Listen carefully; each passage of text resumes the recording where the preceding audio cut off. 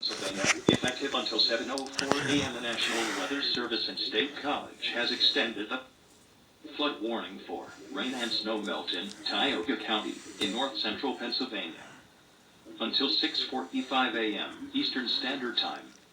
At 4:34 a.m. Eastern Standard Time, emergency management reported heavy rain and snow melt in the warned area.